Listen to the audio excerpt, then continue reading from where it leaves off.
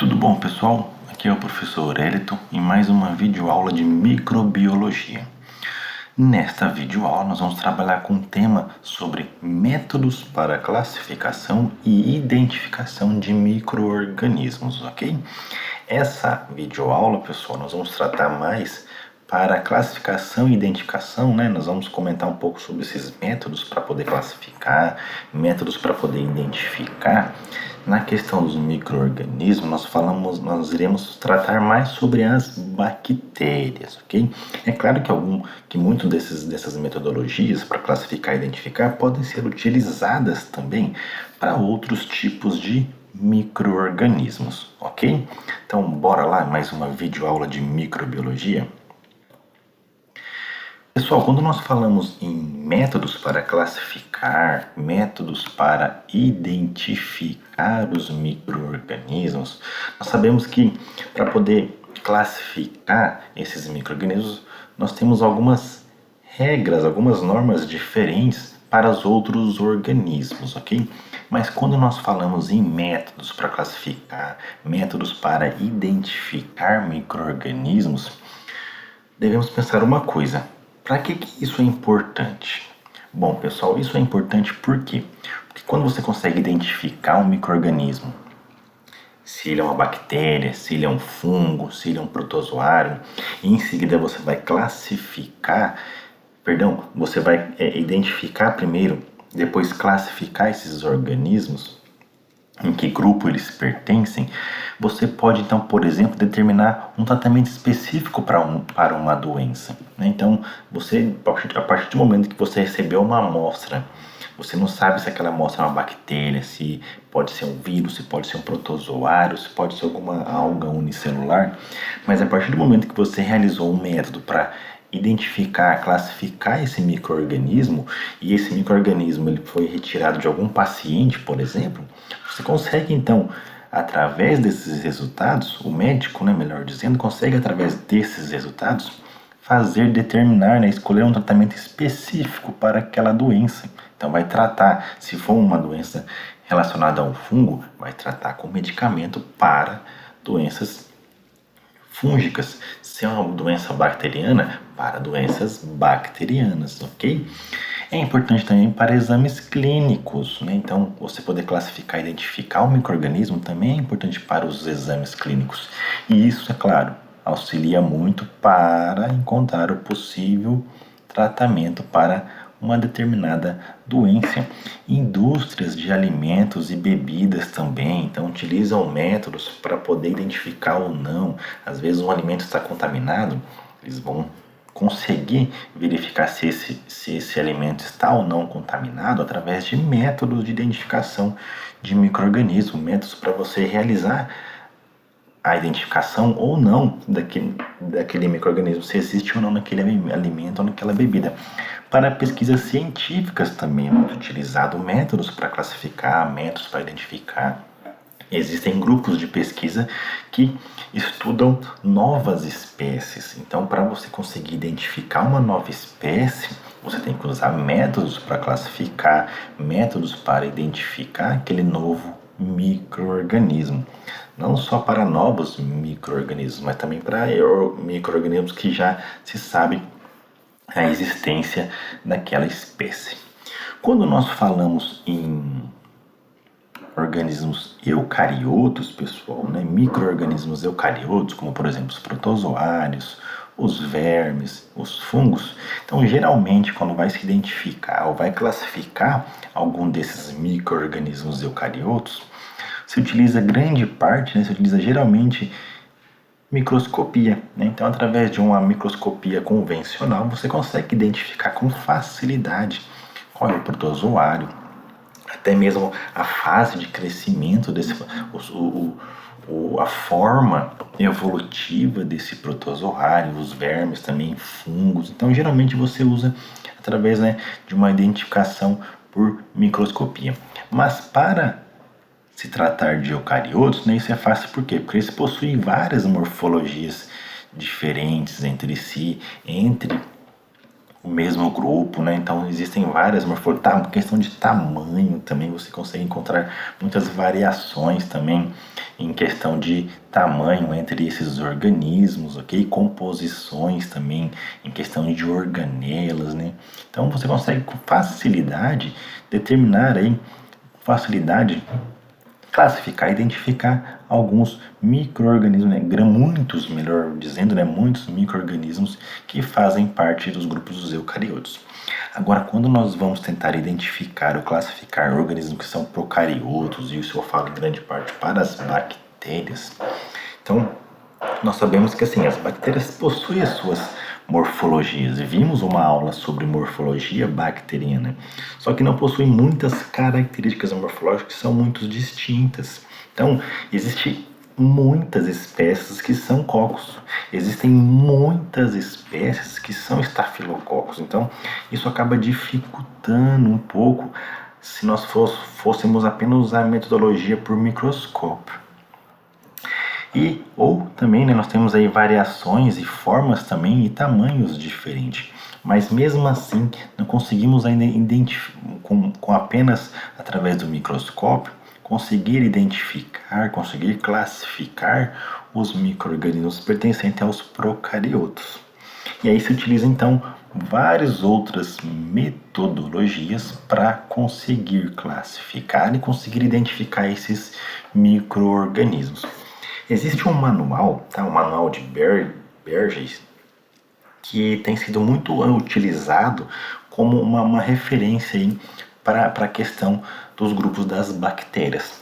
Só que esse manual, pessoal, ele foi introduzido, né, a primeira edição lá em 1923, né, então já faz um bom tempo, e só vai se atualizando através de outros volumes. Então esse manual ele é interessante que ele não classifica as bactérias de acordo com o parentesco evolutivo, mas ele fornece formas ele fornece a identificação, a classificação com base em vários critérios, como por exemplo, composição da parede celular, morfologia, coloração diferencial, necessidades de oxigênio também. Então nós sabemos que tem bactéria que ela não precisa de oxigênio, tem bactéria que precisa de oxigênio.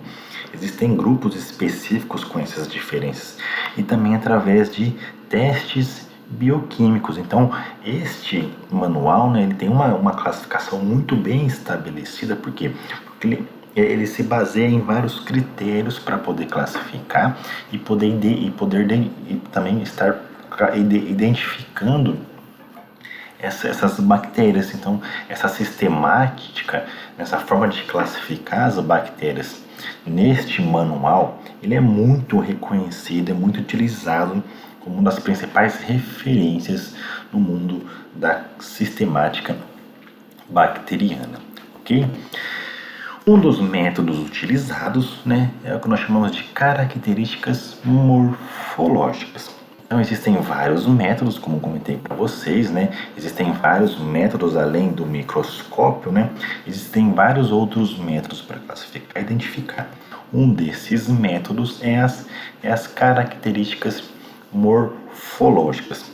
Essa forma de classificar, de identificar, ele é muito utilizado pelos taxonomistas, que são os responsáveis em classificar os organismos. E aí tem os taxonomistas de bactérias, eles classificam as bactérias. E uma das coisas que eles utilizam é a morfologia. Só que quando nós, por exemplo, vamos comparar organismos superiores, por exemplo, com organismos que são micro-organismos, então para organismos superiores, geralmente são classificados, né, de acordo com a observação de detalhes anatômicos, né? Então é muito mais fácil quando nós observamos características morfológicas em organismos superiores classificar com essas características. Mas os micro-organismos nós temos aí um pouco de detalhe, né? Não é tanto detalhado igual os organismos superiores. Para micro-organismos, utilizar apenas características morfológicas é um entrave aí para conseguir classificar, né? É um requisito aí muito baixo para poder usar apenas esse requisito para classificar as bactérias, para identificar as bactérias. Então, na questão dos micro-organismos, são muito semelhantes entre si, né? Quando nós vimos lá o grupo, as morfologias e arranjos, né? Nós vimos que grande parte das bactérias são na forma de bacilos, muitas bactérias são na forma de cocos, né? Então, apenas pela morfologia, é um pouco difícil classificar e identificar esses micro-organismos. É claro que existem algumas características morfológicas, algumas morfologias, algumas estruturas celulares que ajudam muito na identificação das bactérias. Por exemplo, nós sabemos que nem todas as bactérias elas vão formar um endósporo, né? Então existem algumas bactérias que sim vão formar endósporo. Então quando você vai identificar uma bactéria e essa bactéria tem a formação, né, essa bactéria aqui, ela tem a formação de um endósporo, então o funil para poder, o grupo, né, melhor dizendo, o grupo ali acaba ficando mais restrito, né, a restrição para alguns grupos é bem menor, então você consegue com alguma facilidade maior identificar essa bactéria. Questão de flagelo também, se essa bactéria tem ou não flagelo, quantos flagelos são, qual a região, né, quais são os polos que se encontra esse flagelo, é de um polo só, ou se encontra, às vezes existem bactérias que possuem flagelo também nos dois polos, né? Então é uma outra característica que pode auxiliar, uma característica morfológica, né, estrutural, que pode auxiliar na identificação. Mas eu volto a comentar com vocês novamente, apenas características morfológicas pode ser restrito para poder classificar e identificar o micro-organismo. É claro que antigamente, né, se utilizava muito essa forma de classificação, né? Os taxonomistas usavam bastante apenas a morfologia. Hoje não, nós sabemos que tem outras metodologias para realizar. Por exemplo, olha só, quando nós vamos aí quando nós comentamos aí sobre o uso das características morfológicas, nós sabemos que um tamanho maior ou presença de estruturas intracelulares, eles nem sempre significam uma classificação fácil. Notem esse exemplo aqui, ó. A pneumonia, né, ela pode ser desenvolvida por esse micro-organismo aqui, ó, Pneumocystis, ok? É uma infecção que nós chamamos de infecção oportunista, ou seja, quando o sistema imunológico está baixo, né, a pessoa pode ter esse micro-organismo, mas às vezes não desenvolve a pneumonia. Só vai desenvolver quando? Quando o sistema imunológico diminui de forma bem drástica. Então, como ele é um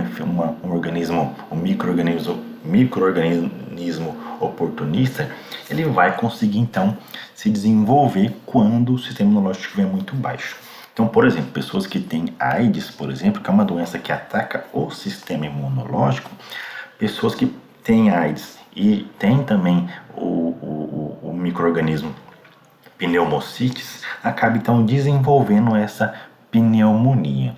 Só que olha só que interessante, né? Esse micro-organismo não possui estrutura que pode facilmente identificar, né, facilmente facilmente utilizadas, né, para poder identificar esse micro-organismo. Então, antes, né, um bom tempo atrás, esse micro-organismo ele foi classificado como um protozoário, né? Ele é formado por células, por célula eucariótica, né, possui núcleo, conseguimos evidenciar o núcleo desse micro-organismo, e ele, através de características naquela época, né, que eram consideradas, ele foi colocado como um protozoário. Só que daí, conforme foi passando com o tempo, né, foram então fazendo uma comparação da sequência de RNA ribossômico desse micro-organismo, pegaram lá, né, o RNA ribossômico desse micro-organismo, comparou com o de protozoários. Pegou esse RNA ribossômico, comparou com algas. Pegou esse RNA ribossômico, comparou até com micro-organismos que fazem parte dos fungos. E aí, olha só que interessante, analisando a sequência de RNA, não só as características morfológicas. Eles compararam então e notaram que esse micro-organismo, na realidade, ele faz parte de um membro lá do reino fungi. Ele é um fungo unicelular. Então, olhem só, né, como que além, né, de ver as características morfológicas, se utilizar outra metodologia, nesse caso uma metodologia se baseada em uma biologia molecular, né, porque se analisou o RNA desse micro-organismo e comparou, né, com um banco de dados de RNAs ribossômicos também de outros micro-organismos e viu que ele pertence então a um membro lá do reino fungi. Então, o que isso muda, professor? Bom, esse é um micro-organismo que causa então a pneumonia. Como naquela época, né, se colocava ele como um protozoário, se utilizava medicamentos antiprotozoário.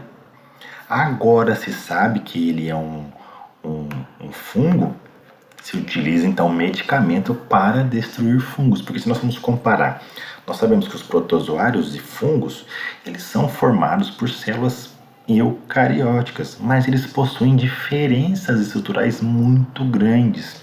E aí, você utilizar um medicamento para doenças que são transmitidas, né, por protozoários e fungos, eles possuem mecanismos diferentes. Então, olha só que nível, né, de significância foi determinar que esses micro-organismos, na verdade, não eram protozoários, mas sim um membro lá dos fungos, ok? Então, para vocês notarem, né, como é que é importante não só se trabalhar com características morfológicas quando nós tratamos de micro-organismos. Uma outra metodologia, né, outro método para identificar e classificar os micro-organismos é a coloração diferencial. São as técnicas de coloração para esses micro-organismos. Na verdade, ele é uma das primeiras etapas para poder classificar e identificar os micro-organismos. Quando nós pensamos em bactérias, nós vimos lá em aulas anteriores que existem dois grandes grupos, as gram-positivas e as gram-negativas. E nós sabemos que a maioria, grande parte das bactérias, elas se encaixam em um desses dois grupos, em um desses grandes dois grupos, das gram-positivas e das gram-negativas. E é uma coloração muito conhecida, que nós já vimos, que a coloração de Gram, ela se baseia na composição da parede celular. Então, logo de início, né, para identificar e classificar um micro-organismo, nesse caso uma bactéria, realizando uma coloração de Gram, você já consegue afunilar grupos de bactérias. Então, você já pode eliminar um grupo de gram negativo, você pode eliminar um grupo de gram positiva, e com essa técnica também de coloração, além de você determinar se é gram positiva ou se é gram negativa, você consegue identificar também a morfologia, consegue identificar o arranjo dessas bactérias, diminuindo mais ainda para um determinado grupo, um determinado membro aí desse grupo das bactérias. Geralmente, pessoal, essas colorações elas se baseiam na composição das paredes celulares desses micro-organismos. Mas, professor,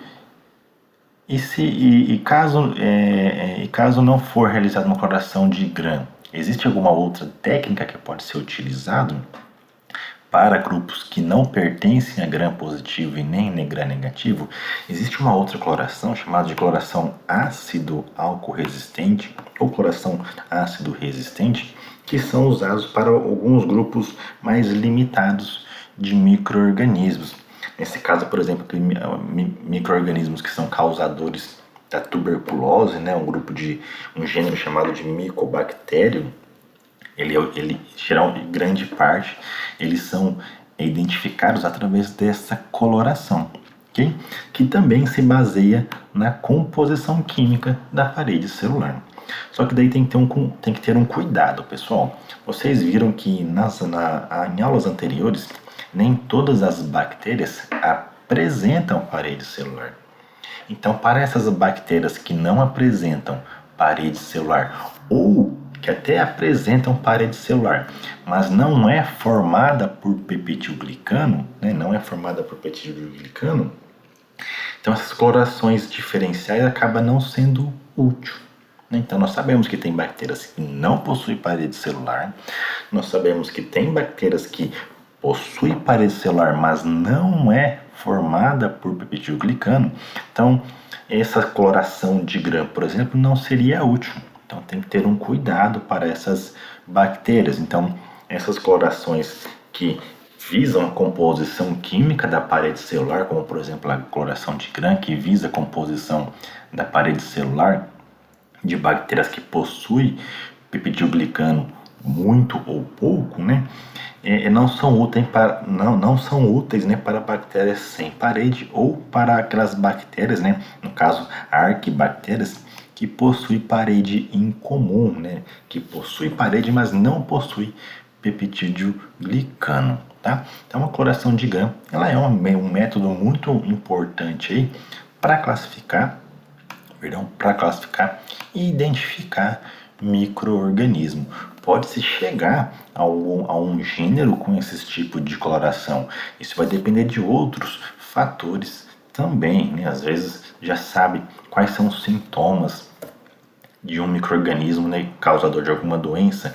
Então já vai afunilando, se faz uma coloração diferencial.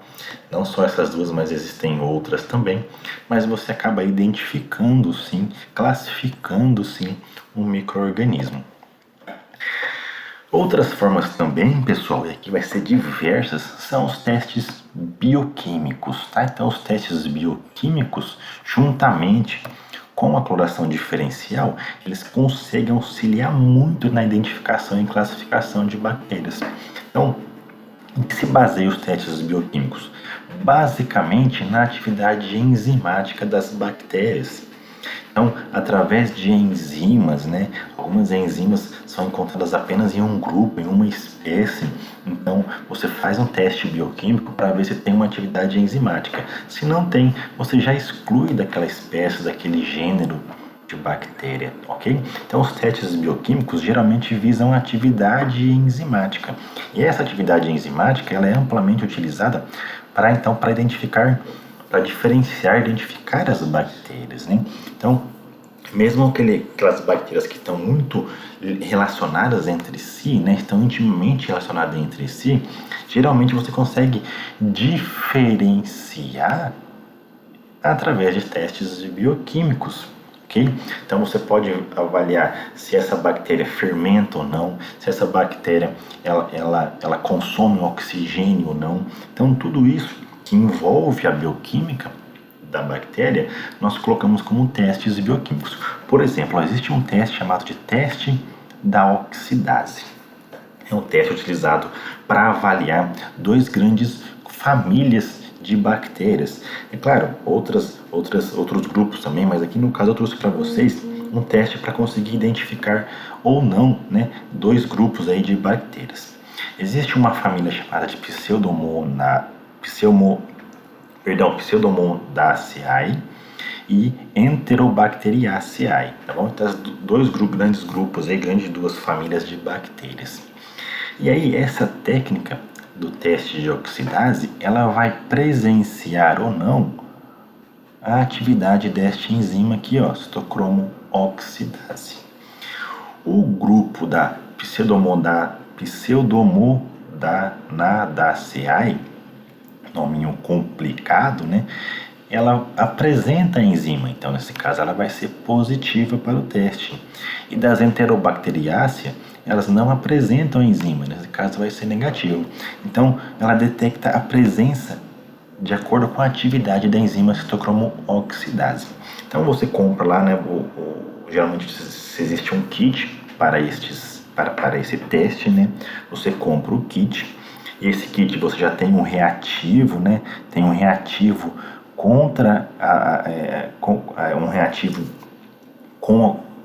um reativo que vai se realizar, né, uma atividade com a enzima. E aí, quando ela faz uma atividade com a enzima, ela gera uma coloração, ela gera um produto azul, produto colorido que você consegue visualizar facilmente. Então você vai lá, pega a bactéria, né? Pega lá alguma cultura de bactéria, adiciona, geralmente você coloca no papel filtro essa bactéria E aí você adiciona uma gota desse reativo. Se reagir, né, gerar um produto positivo, gerar um produto azul, uma coloração azul, é porque ela possui a enzima, ou seja, ela deu positivo para o teste de oxidase. Se não reagir, nós falamos que é negativo, e aí você consegue determinar em qual grupo pertence, em qual família pertence essa determinada cultura, nessa determinada amostra que você retirou de algum local. Então, testes bioquímicos, né, são muito utilizados na análise de micro-organismos. Os testes bioquímicos, pessoal, é legal que você consegue traçar um caminho, né? Você consegue traçar um caminho para chegar até um gênero, por exemplo. Por exemplo, ó, nós temos aqui algumas bactérias que vão fermentar ou não a lactose. Então vamos supor que você retirou lá uma bactéria entérica, né, e você quer saber qual é o gênero dessa bactéria. Você consegue chegar até a nível de gênero. Então, por exemplo, vamos fazer o teste da lactose. Né? Existe uma técnica, um método específico, um método bioquímico, um teste bioquímico, e você consegue determinar se a bactéria consegue ou não fermentar a lactose. Vamos supor que nós fizemos o teste e nós vimos que ela consegue sim fermentar a lactose. Em seguida, né, você pode então utilizar um outro teste, né, por exemplo, para ver se ela consegue utilizar o ácido cítrico como fonte de carbono. Aí você vai pegar, aí você vai realizar esse teste bioquímico também. Vamos supor que no caso aqui ela não utilizou o ácido cítrico como sua única fonte de carbono. Nesse caso nós classificamos como Escherichia. No caso ela foi lá e uma outra amostra produziu, ela utilizou, né, o ácido cítrico como fonte de carbono. E será que ela então, aí fazemos um outro teste para ver se ela produz ou não acetoína. Se ela produz, é Enterobacter, do gênero Enterobacter. Se não produz, Citrobacter, tá? No caso dela não fermentar a lactose, se utiliza também um outro teste, né? Você vai fazer um teste, né, para ver se ela vai usar o ácido cítrico como única fonte de carbono. Então aqui você tem testes semelhantes, né? Mesmo sendo sim ou não, ela fermentar ou não lactose, se ela não fermenta a lactose, você também faz o mesmo teste. Caso ela utilizar o ácido cítrico, é do gênero Salmonella. Caso ela não utilizar o ácido cítrico, Shigella, tá? Shigella. Ok? Então, você consegue traçar um caminho, pessoal, para identificar, né, através de testes bioquímicos, para identificar, por exemplo, até nível de gênero, para identificar, classificar um determinado grupo de bactéria. Este aqui é um outro teste bioquímico também, em que nós colocamos no grupo aí que nós chamamos de métodos rápidos de identificação. Esse teste aqui, pessoal, ele é bem interessante porque ele tem até 15, tá? Alguns chegam até 15 testes ao mesmo tempo, tá? É um instrumento aí, um equipamento, um kit em que você consegue fazer até 15 testes bioquímicos de uma vez só. Então você vai lá, você retira, né, na ponta desse equipamento, né, na ponta desse kit, tem uma agulha, né, como se fosse uma agulha. Essa agulha você tira a tampa, né, pega essa agulha, né, e passa na amostra da bactéria, na amostra biológica, onde tem a bactéria que cresceu. E aí você pega e repuxa essa, como se fosse essa agulhinha, e ela entra então em contato, nessas bactérias vai acabar entrando em contato com todos os locais aqui dos testes bioquímicos. E aí ela entra em contato de forma simultânea, ok? Então ela entra em contato com todos esses testes bioquímicos contidos nesse único kit aqui. Após um certo tempo, você faz a interpretação desses resultados. E através, né, de códigos que o kit já oferece, que são códigos numéricos de identificação que o kit, né, cada kit vai oferecer, você consegue chegar então à espécie desse micro-organismo. Tá? Então é um método de identificação muito rápido, ok? Eu falo muito rápido porque em torno de 24 horas ou até menos você consegue então ter o resultado desse desse teste de identificação desses micro-organismos. Outro teste também muito utilizado, pessoal, outro método muito utilizado é a sorologia. O que seria essa sorologia, pessoal? Então, quando nós falamos em sorologia, ela é uma doença que vai estudar, é uma ciência que vai estudar o soro e as respostas imunológicas que são evidenciadas nesse soro. No caso da sorologia, vai se utilizar, pessoal, na questão dos anticorpos, tá? O que são os anticorpos? Nós temos os anticorpos e nós temos os antígenos. Vamos pensar que a bactéria fosse o nosso antígeno. Então a bactéria entra no nosso organismo, no caso é um antígeno, por quê? Porque ela acaba propiciando o nosso organismo a produzir anticorpos, que são proteínas que vai destruir o nosso antígeno, que vai destruir o antígeno, que vai destruir as bactérias. Então a bactéria vai lá, induz a produção de anticorpos, induz a produção dessas proteínas, que vai identificar aquela bactéria como um antígeno, e aí nosso organismo vai destruir esse antígeno. Então o que a sorologia faz? O que esse método de sorologia faz? Então, basicamente, são soluções de anticorpos, tá? São soluções de anticorpos já produzidos, e esses anticorpos, quando entrar em contato com o micro-organismo em específico, porque ele é específico para um tipo de micro-organismo, então existe um anticorpo para uma espécie de bactéria, existe anticorpos diferentes para outra espécie de bactérias, então eles são muito específicos. Então esses anticorpos, essas soluções que vai possuir o anticorpo, ele vai entrar, então, quando entrar em contato com o micro-organismo, ele vai reagir. Bom, ele vai reagir e vai gerar o que nós chamamos de aglutinação. É um teste de aglutinação, basicamente. Então, por exemplo, ó, são soluções que já são compradas, né, estão disponíveis no mercado, e você compra essa solução que contém um anticorpo específico para um micro-organismo. E aí o que nós realizamos? Pegamos uma lâmina, aquela lâmina de laboratório de biologia, e nós temos a amostra que tem um micro-organismo, uma bactéria, por exemplo, que nós não sabemos a espécie dessa bactéria. O que nós fazemos? Pegamos essa lâmina, pingamos 2 gotinhas dessa nossa amostra de bactéria, pegamos o anticorpo, a solução que contém o anticorpo, e pingamos nessas 2 gotinhas de bactéria, ok? Nesse caso aqui, vamos supor que eu usei 2 bactérias diferentes, né? Eu tinha 2 bactérias, peguei uma gotinha dessa bactéria A e coloquei aqui. Peguei uma gotinha da bactéria B e coloquei aqui. São bactérias de espécies diferentes. Eu peguei a solução com anticorpo, a única solução de anticorpo, e pinguei nas 2 bactérias diferentes. O anticorpo, ele vai reagir contra o antígeno, contra a bactéria em específico.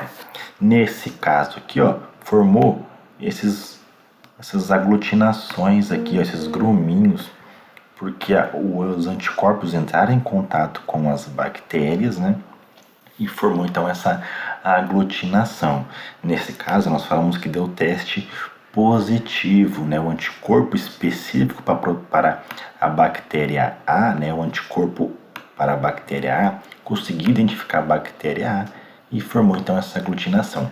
Como aqui eu não tenho bactéria A, o anticorpo para essa bactéria A não reagiu, então não aglutinou. O teste foi negativo. Isso é um método que nós chamamos de sorologia. Ele utiliza um antissoro, tá? Uma solução que possui anticorpos específicos para aquela bactéria, ok? A sorologia também, pessoal, além de se utilizar esses antissoros, né, um teste de aglutinação em lâmina, utiliza também a sorologia em um teste chamado imunoenzimático, né, chamado de ELISA, que é um teste chamado de ELISA. Ele é muito utilizado porque, primeiro, ele é muito rápido, pessoal, ele é muito rápido. bom? E ele pode ser então analisado, né, através de um software ligado a um computador. Então vai ter um leitor, né, acoplado ao computador, ele consegue fazer essa leitura. Como é que se baseia essa técnica, pessoal? Então nós teremos lá placas, né, de poços, né, placas de pequenos poços, placas de cultura de célula, por exemplo, dá para cultivar células aqui também, mas você pode fazer experimentos bioquímicos nessas placas, tá? Nesse caso aqui são 96 poços, tá? Tem placas de 24 poços, tem placa de 4 poços, tem placa de 8, 6 poços, tem placa de mais de 300 poços, né? São bem menorzinhos. Nesse caso que geralmente, né, esse teste chamado de ELISA geralmente é feito em placas de 96 poços, porque você utiliza uma quantidade, né, de reagente baixa, então você consegue usar mais os reagentes, né, você consegue ter uma economia muito grande quando você utiliza menos reagente. Então o que se faz, pessoal? Nesta placa aqui é inserido o anticorpo específico daquela bactéria que eu quero encontrar, né? Ou você já compra placas de 96 poços com o anticorpo, né? Claro que vai ser um pouco mais caro, mas você pode ter a placa normal, limpa, né? Esterilizada, é claro, sem nada, né? E você compra o anticorpo e coloca o anticorpo aqui específico para aquela bactéria que você quer identificar. Chamamos de anticorpo primário, tá? E aí o que se faz, pessoal? Vamos lá, colocamos lá o nosso anticorpo. E aí nós temos várias amostras diferentes que contêm espécies diferentes de bactéria. Então a primeira amostra, por exemplo, tem 3 amostras microbiológicas. A primeira amostra tem a bactéria A segunda amostra tem a bactéria B e a terceira amostra tem a bactéria C. E eu quero identificar qual que é a espécie que eu tenho nessas 3 amostras, tá? Então o que eu realizo? Eu coloco, então, como eu tenho 3 bactérias, eu coloco em 3 pocinhos, a bactéria A, B e C. Então as 3 elas vão entrar em contato com esse anticorpo primário, tá? Então eu coloco lá o meu antígeno, que nesse caso vai ser a bactéria. Em seguida, eu vou colocar um outro reagente, que é uma enzima. O que essa enzima vai fazer, pessoal? Ela vai se ligar, né? Nós teremos então a ligação antes, né? Quando nós adicionarmos o antígeno, esse antígeno ele vai se ligar onde? No substrato.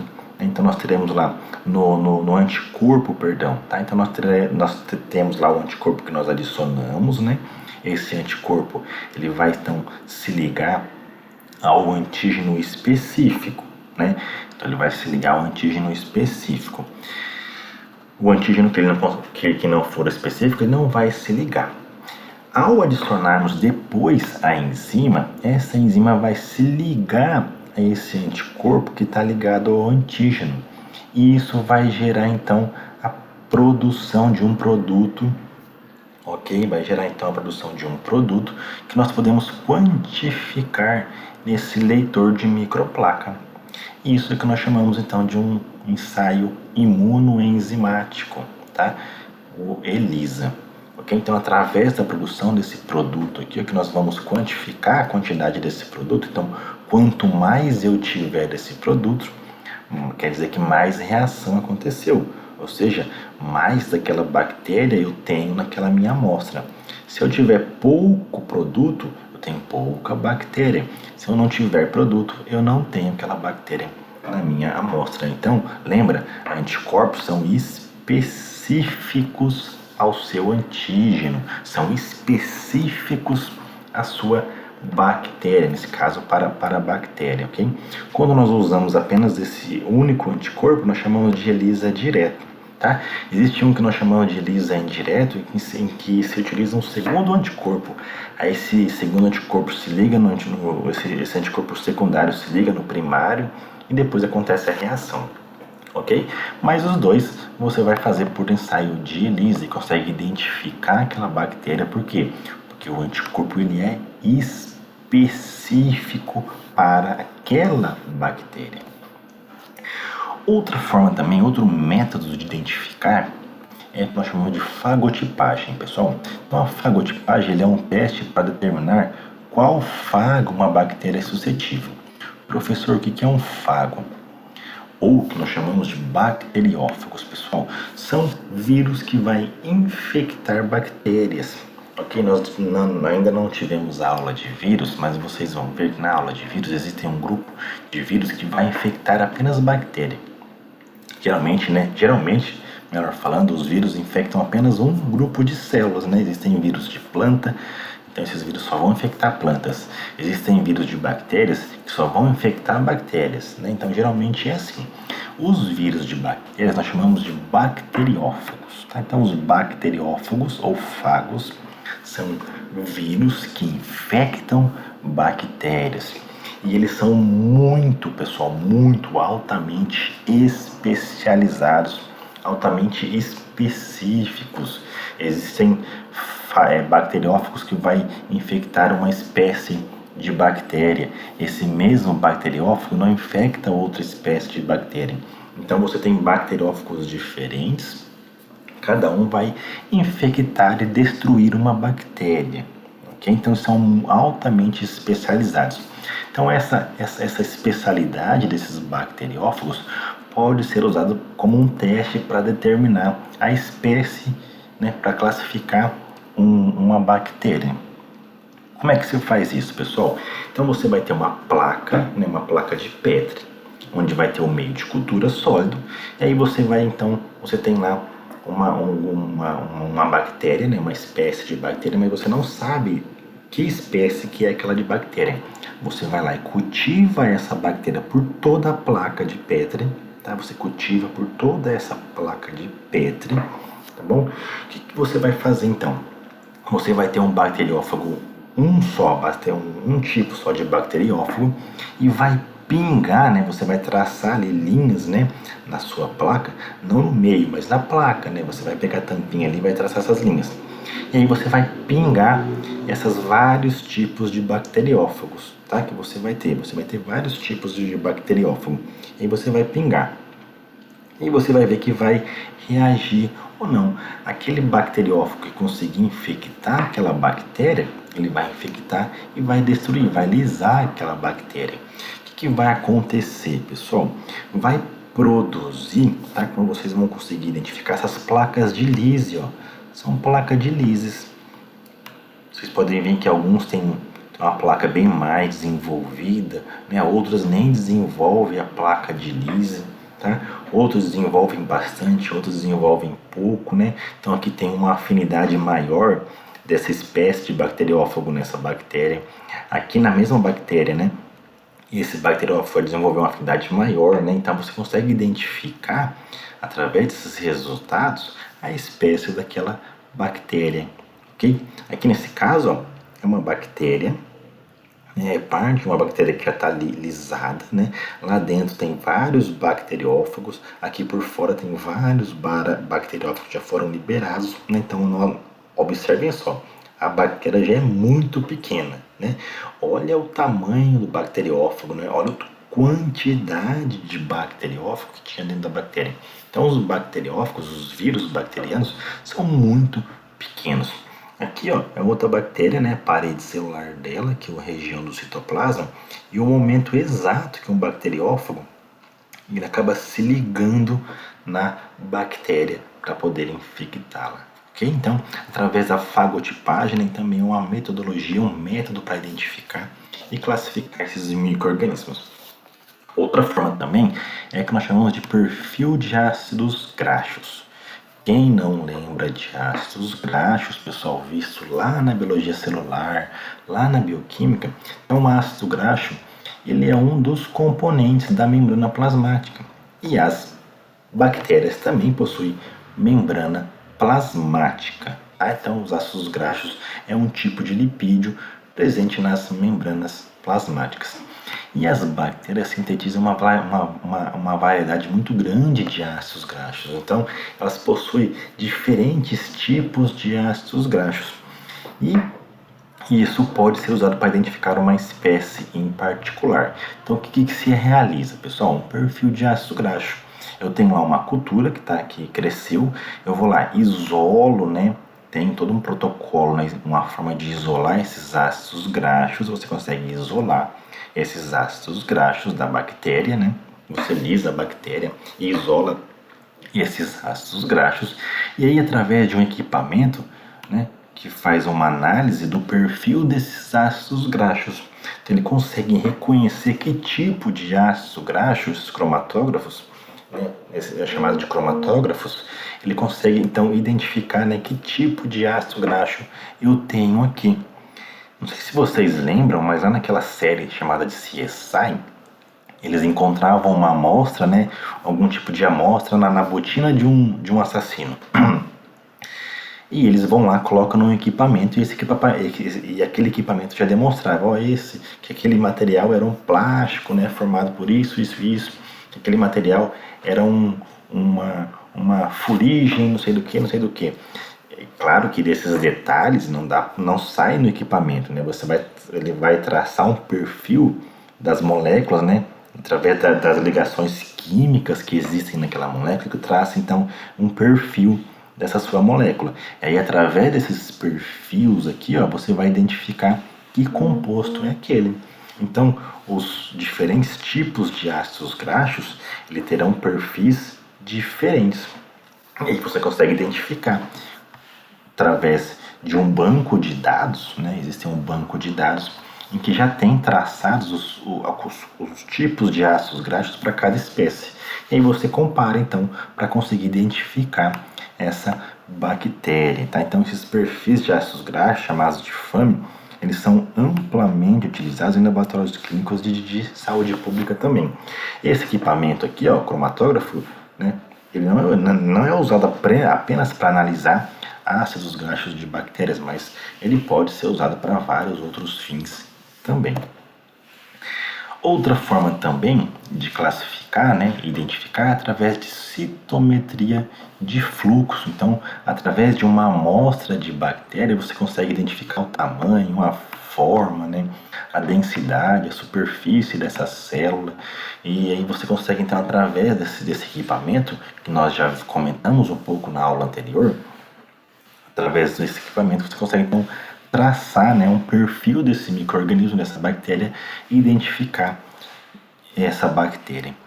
Além, né, de você analisar o tamanho, a forma, a densidade, a superfície dessa célula, você também pode até usar a fluorescência. Existem bactérias que possuem sua própria fluorescência. Por exemplo, existe um gênero chamado de Pseudomonas, em que ela mesma produz sua fluorescência. Então, se você passar essa amostra contendo Pseudomonas, você vai identificar uma fluorescência alta. E nesse parâmetro específico dessa fluorescência, você vai então relacionar que essa fluorescência tem a presença de Pseudomonas. Se a bactéria não tem sua fluorescência natural, você pode então marcar essas bactérias com algum corante em específico. Tá? Existe até mesmo técnicas moleculares em que você força aquela bactéria, né? Melhor, uma forma assim mais resumida falando, né? Mas é claro que tem uns detalhes sobre isso. Você força aquela bactéria que não era fluorescente a ser fluorescente. Você coloca um gene ali na bactéria que acaba sintetizando uma molécula que é fluorescente e você identifica em um citômetro de fluxo, ok? Ou outro equipamento que você consegue quantificar a fluorescência. Então, através dessa técnica, você também, além de contar, como nós vimos na aula anterior, você consegue identificar, né, classificar esses micro-organismos. Outra forma também, e é muito utilizado, é o que nós chamamos de reação de cadeia em cadeia da polimerase. Então, existem alguns micro-organismos, pessoal, em que nós não conseguimos cultivar por métodos convencionais, né? Então você não consegue cultivar facilmente. Por exemplo, vírus, né? O vírus nós sabemos que só cresce dentro de uma célula. E é claro, para você ter um vírus infectando uma célula, você tem que ter a célula certa, você tem que cultivar a célula também, né, para conseguir trabalhar com esse vírus. Então, é um método muito mais difícil, né? Então, o que se faz, então, por exemplo, para analisar que espécie que é aquele vírus, ou até mesmo para uma bactéria, né? Então, algumas bactérias não podem ser cultivadas por métodos convencionais. Os vírus, né, não são cultivados também por métodos convencionais. Então, acaba você restringindo uma pequena quantidade de vírus ou restringindo uma pequena quantidade de bactéria. E aí você consegue, através de você, claro, né, qualquer tipo de micro-organismo, através de uma comparação do DNA, né, do material genético, né, da sequência genética, você consegue então identificar uma espécie. Só que para fazer isso você tem que ter uma quantidade considerável desse material, desse DNA. Existe uma técnica que você consegue amplificar, você consegue aumentar a quantidade de DNA. Que técnica é essa? É reação em cadeia da polimerase. Então é uma técnica chamada, né, de reação em cadeia de polimerase, ou PCR, que vem do inglês, onde você aumenta a quantidade de DNA. Aumenta a quantidades desejáveis, né, para você conseguir depois usar uma outra técnica para traçar o perfil, né, para traçar a sequência genética desse seu DNA extraído desse micro-organismo, né, amplificado desse micro-organismo, e consegue identificar em que espécie você está. Você pode identificar qual é a espécie desse micro-organismo. Então é basicamente o que? É um kit, pessoal, que nesse kit você vai ter nucleotídeos, né? Esses nucleotídeos vão ser para formar novas fitas. Você vai ter um que nós chamamos um reagente chamado de DNA primer, tá? O primer de DNA, onde ele vai se ligar ao local para poder iniciar a síntese das novas moléculas. Você vai ter as enzimas para fazer a síntese, que nesse caso uma delas é a polimerase, por isso que nós chamamos de reação em cadeia da polimerase. E aí que se faz? Por exemplo, vamos supor que eu tenho apenas uma única molécula de DNA. Né? Essa técnica é usada para várias outras coisas também, até no estudo de crimes também. Então, por exemplo, eu tenho lá apenas uma única fita de DNA de um micro-organismo que eu quero determinar a espécie. Né? Eu utilizo então o PCR, essa técnica, nenhum tubinho, né, específico para o PCR. Eu coloco a minha única fita de DNA, coloco os reagentes, o nucleotídeo, o DNA primer, coloco as minhas enzimas, ok? E aí o que vai acontecer? Vai acontecer um aumento de temperatura, vai ter um equipamento, né, específico para isso, para fazer o PCR. Neste equipamento, o que vai acontecer? Vai aumentar a temperatura. O aumento da temperatura acaba então fazendo com que a fita de DNA se separe, tá? Ocorre então a separação. Essa separação então vai promover o que? A ligação dos primers. E aí, após a ligação do prime, a enzima vem então ela se liga então para fazer a síntese da outra molécula, da outra parte do DNA. Então, de uma única molécula de DNA, ao final eu tenho duas novas moléculas de DNA. E aí acaba um ciclo. Né? A temperatura, né, quando se separa aqui a fita de DNA, a temperatura volta ao normal, baixa, né, baixa novamente, e acontece então a síntese. Depois, no mesmo equipamento, tem um segundo ciclo, aumenta novamente a temperatura, separa as fitas do DNA e acontece novamente a síntese de novas moléculas. Então, de 1 foi para 2, de 2 foi para 4, de 4 vai para 8, de 8 vai para 16 e cada vez mais vai aumentando a minha quantidade de DNA microbiano ou de DNA viral. E aí você tem, lá no final você tem uma grande quantidade de molécula de DNA, onde você consegue então fazer a análise da sequência dessa sua molécula de DNA. E aí consegue traçar o perfil de qual espécie, né? Você vai ter lá a sequência de nucleotídeo, e aí essa sequência de nucleotídeo, você então verifica em um banco de dados para determinar em qual se encaixa, né, esse perfil de nucleotídeo. E aí você consegue então identificar a espécie, consegue identificar, né, se aquele DNA é de uma bactéria, se é de um vírus ou de algum outro tipo de organismo. Okay? Então uma reação aí, uma metodologia muito utilizada. Pessoal, isso que eu passei para vocês são algumas, tá? Existem várias outras metodologias. Hoje se trabalha muito com metodologias moleculares, né, para conseguir chegar a nível de espécie de um determinado organismo, nesse caso de um micro-organismo. Pessoal, qualquer dúvida vocês podem entrar em contato comigo, tá? Um grande abraço aí para vocês e bom final de semana.